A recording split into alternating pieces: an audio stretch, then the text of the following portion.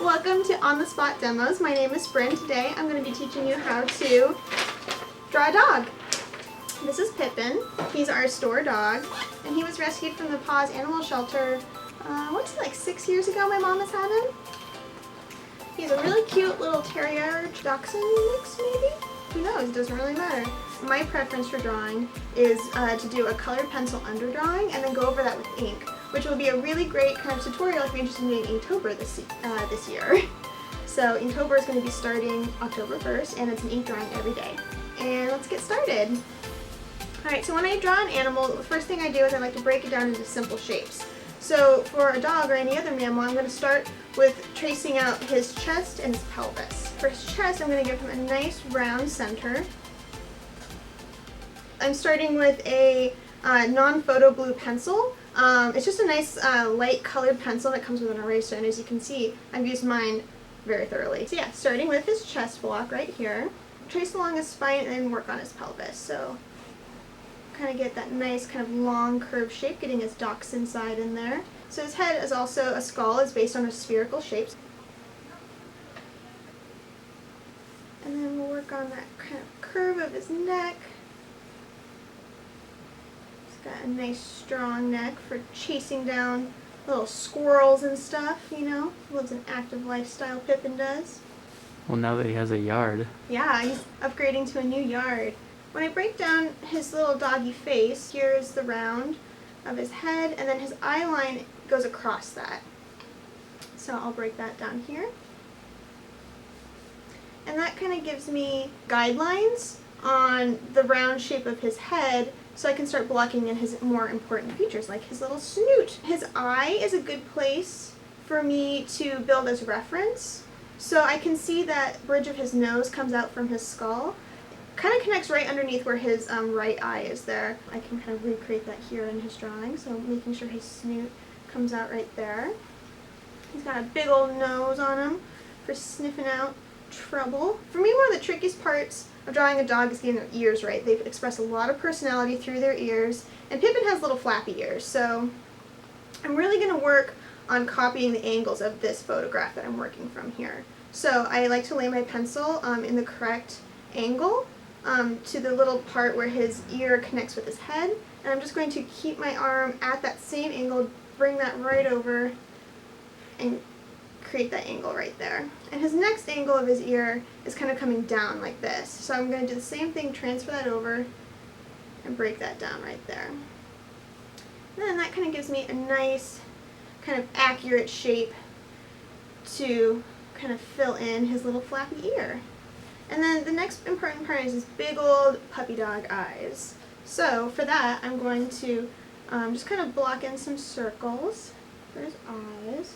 And I'm just kind of keeping everything very loose, very rough. I don't want to press too hard because this is just my underdrawing. I'm going to be erasing all of this later. Yeah, and I'm going to leave his head like that. The enemy of sketching, as far as I'm concerned, is overworking. So once something is roughed in, you can get a sense of what it looks like. Stop. Don't overwork it. So next I'm going to move on to his feet, and I like to keep my dogs grounded in reality. And one of the ways I'm going to do that is I'm going to make sure that he's well balanced. And you can see that his front feet almost perfectly line up directly underneath his head. So I can line up that perpendicular straight up and down line. So if I draw that line here, it's also called a plumb line, like that. I want my drawing to be a little bit cartoony. My background is an animation, so I like my drawings to look a little stylized. So I might make his little Pippin legs a little bit shorter than they are in the photograph, just to give him a little bit more of that dachshund personality. One of the things I'm going to do is kind of break down the muscle groups of his arm, or his little front leg. So his shoulder's right here, and that goes down into his little forearm, and his elbow is right back here. Now, one of the things that really fascinates me about dogs is they always look like they're wearing little high heels. And you can tell because that's like, this is the heel of his foot is back here. If this were a human foot, this would be his heel. And like if you were wearing a high-heeled shoe, the heel of it would be coming down right like that. So I never knew that. Huh? I didn't even think about that. Yeah. It's crazy.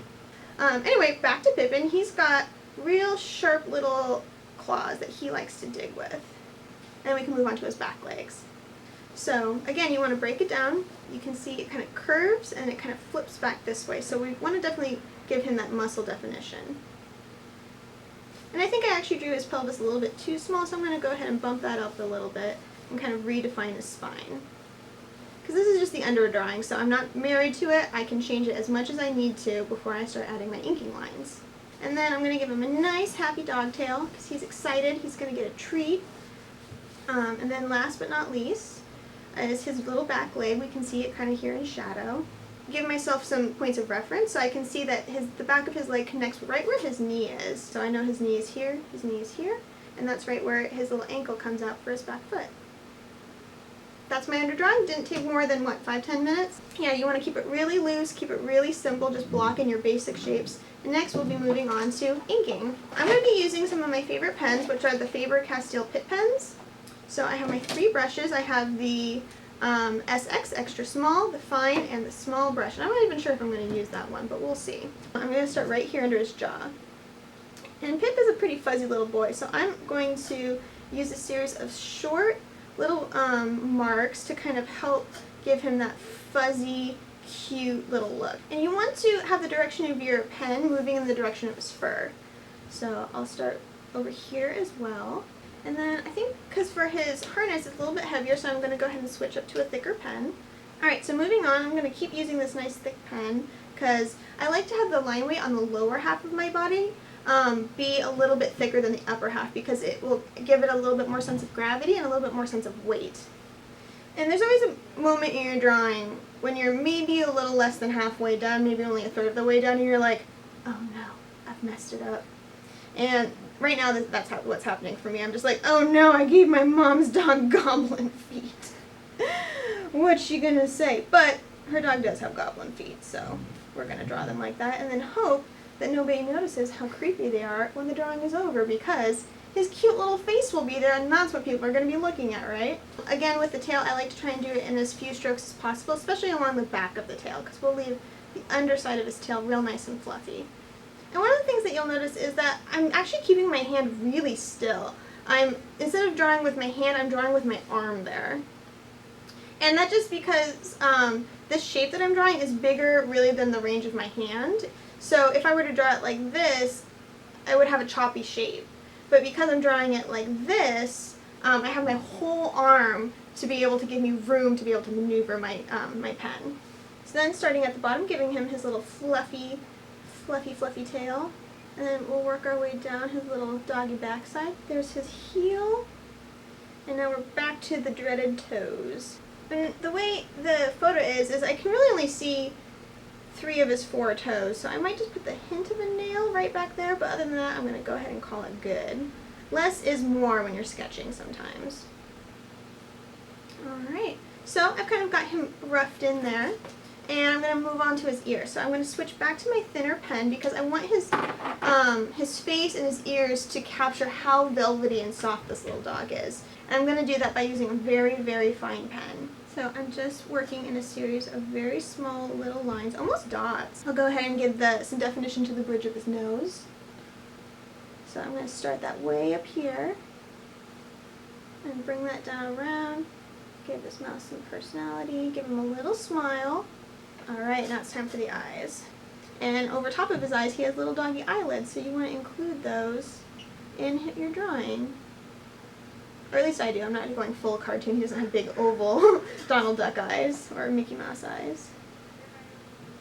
I know some people in animation like to anthropomorphize their animals a little bit. Is that what you're kind of doing or no? I'm definitely giving him a cartoony look, but I think on the scale of like full cartoon to like hyper realistic, I maybe fall maybe a little bit more in the middle. That's one thing that's nice about drawing is it's creating a version of reality. It's creating a stylized version of reality.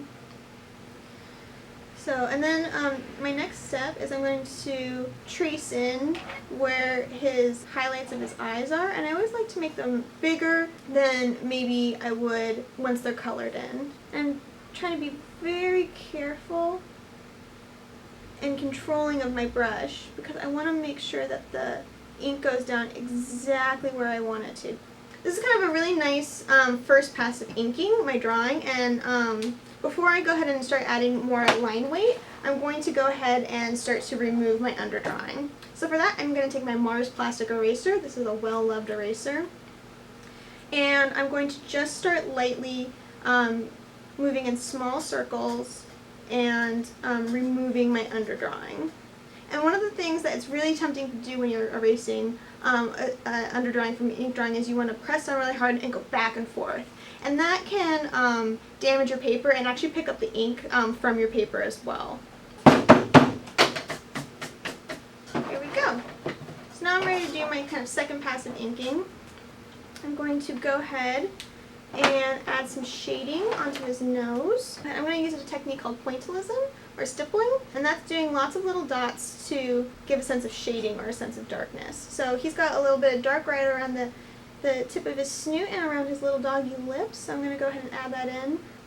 I'm going to go ahead and kind of thicken up the lines on the underside of my drawing like I was talking about earlier.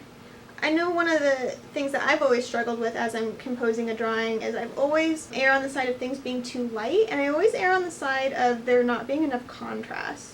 And then my next step is I'm going to take my Slicci 005. This is literally the thinnest pen I've ever found, and I love it. It's almost like working with pencil, but it's ink. And I'm going to use this to give him his like very light tan kind of spots on him. So I'm going to go ahead and work those in with this very, very fine pen. And I'm making a series of little like hash marks all going in the same direction, which is the direction of his fur. And I'm not really trying to overlap my lines too much. I want them to kind of lay next to each other. So I don't necessarily get a sense of shading. I just want a sense that this is maybe a different color, and a very subtle difference in the color at that. Alright, and then so my final step is going to be I'm going to add in some more horizontal lines for the shading on the back of his foot. And I'm just moving quickly. I'm trying to keep the lines really even because I want to just communicate a sense of shadow rather than a sense of texture or color. Right now I think it's got a nice energy to it. He looks excited. I'm going to be done. I'm not going to touch it anymore. Maybe I'll just add a little bit more fuzz to his tail. Okay, I'm done. I swear I'm done. So thanks for watching on-the-spot demos. This is how I broke down a drawing of a dog. Please consider subscribing. Comment below with any questions about drawing dogs, drawing any other kind of animal. We'd love to know if you have any ideas of other tutorials you'd like to see, things that we can teach you how to draw, techniques, mediums you might be interested in. These are our first couple of videos, so we're really open to what you guys might like to see. Again, my name is Bryn, this is ArtSpot, and thanks for watching. Looks like a hot dog. I know, right? He is a hot dog.